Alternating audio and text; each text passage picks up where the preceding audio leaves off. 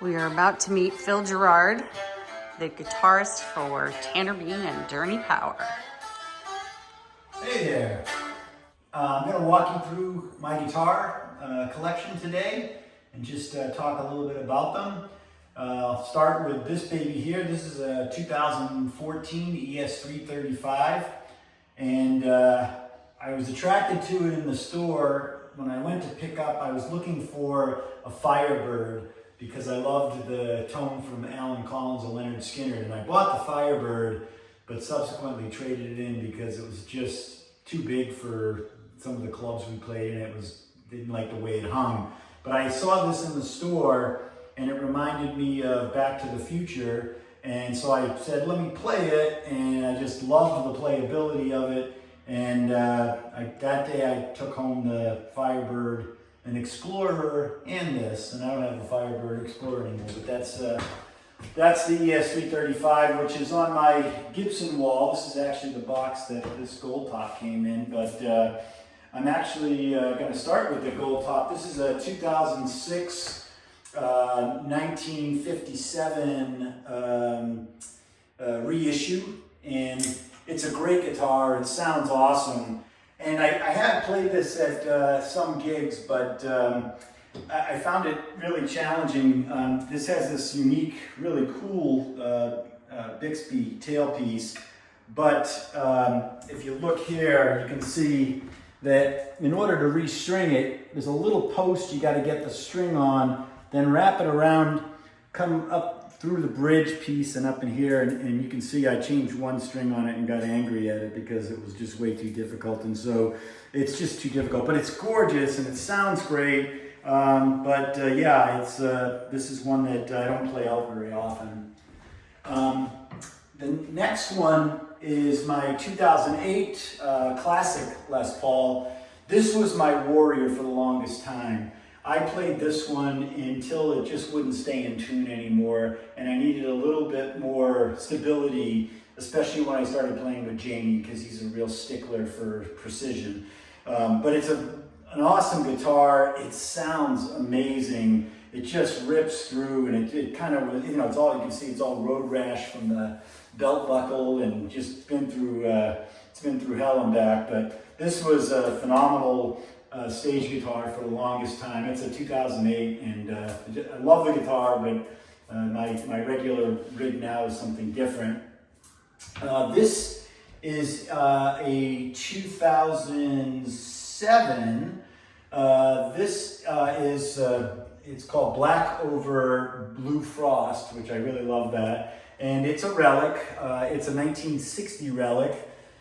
This one here, I was on a business trip out in San Francisco area. I walked into a Guitar Center because I had a little bit of time, and I played this thing, and I just played it for like 30 minutes and just kept playing it, and I loved it. I walked out of the store and went home and regretted it, and so I actually called the store back, and they remembered me, which was awesome, and they had it on sale, so I had them ship it to my home. To my home Guitar Center store. And when I was there to pick this one up, I walked in, and when you know it, they had this 1977 Les Paul Custom. Somebody had literally just walked into the store and traded this thing in. They had just put it up on the rack, and I'm like, what is that thing there?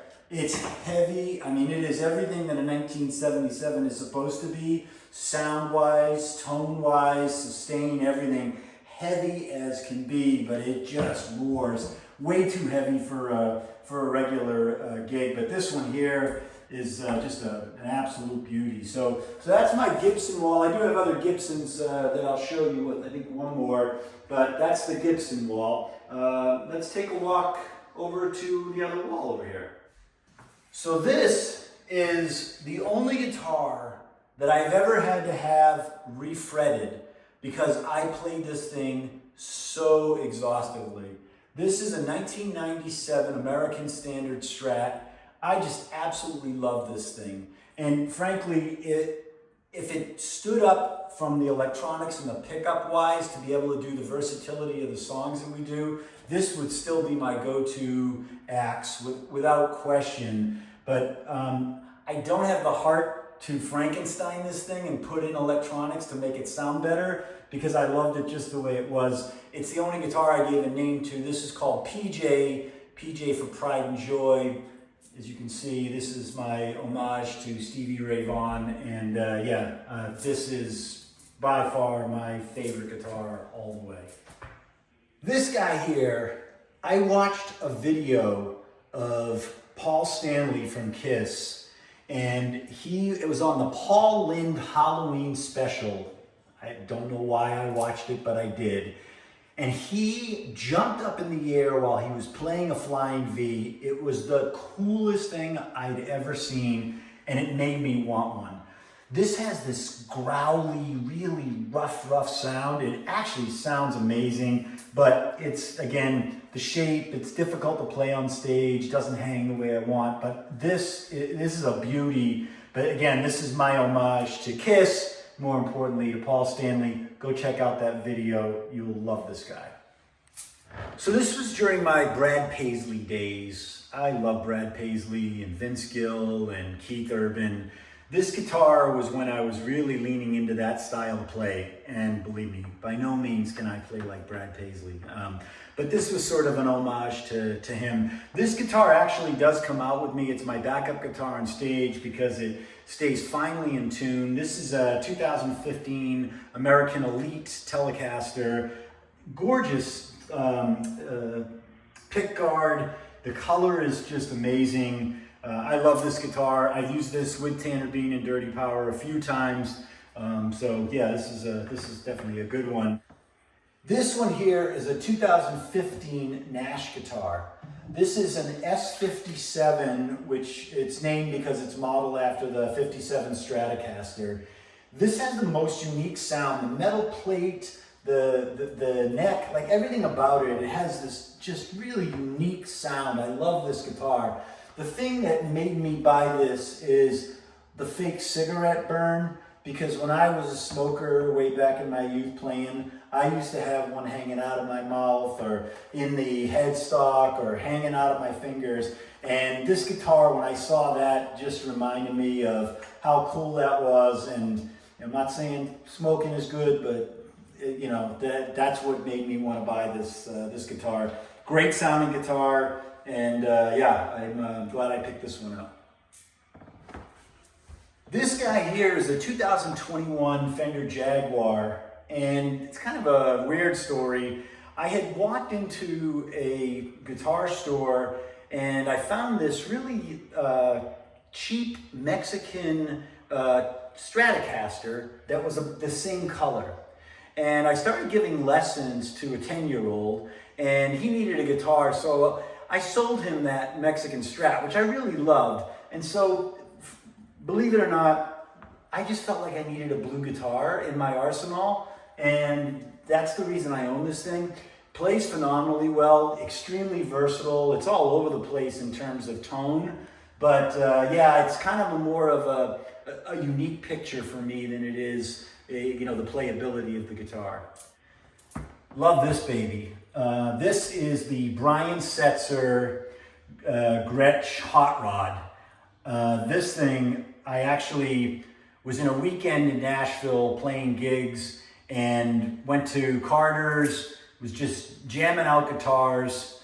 I've always been a huge Brian Setzer fan.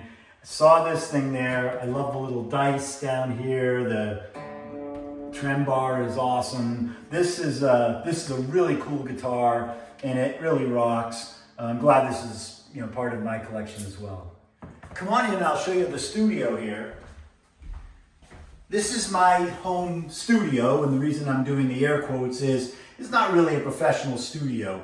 However, I do lay down my guitar tracks here. Yeah, this is sort of my setup if I'm doing composition and writing. And because I do composition and writing, that's why I picked up this 2017 Fender Precision bass.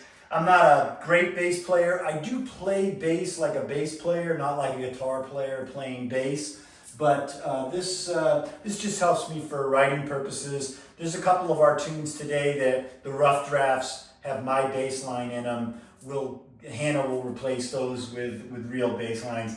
And this Elisa's drum kit, this is just here for rehearsals. If I want to lay down just a basic drum track, I do not claim to be a drummer at all, but I can lay down a basic drum track if I'm trying to do, again, it's for compositional purposes. It's the same reason I have this dust collector over here.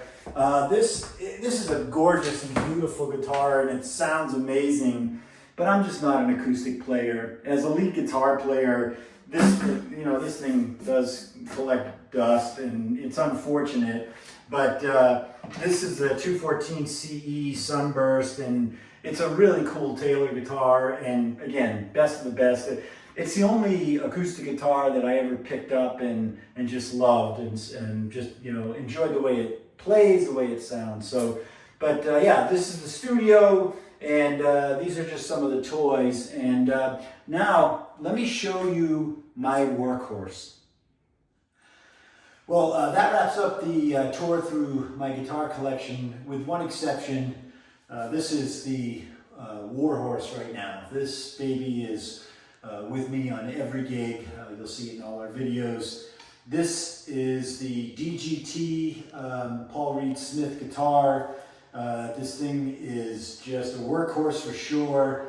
It is absolutely beautiful in terms of the way it looks, but the playability is off the charts. It's got a nice fat neck. The tremolo bar is precise. It's more of a feel, which I love.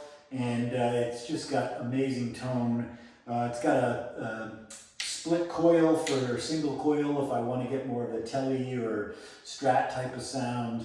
But this thing is the guitar. It's got the lockdown tuning, which keeps this thing in tune. As I mentioned, Jamie, particularly as the producer, he's very precise about being in time and in tune.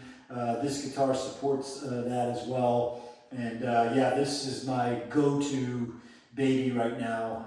Like I said, you'll see it in all of our videos. And you can see our videos on our YouTube page, on our Facebook page, Tanner Beane and Dirty Power for both of them. Don't forget to hit the like button.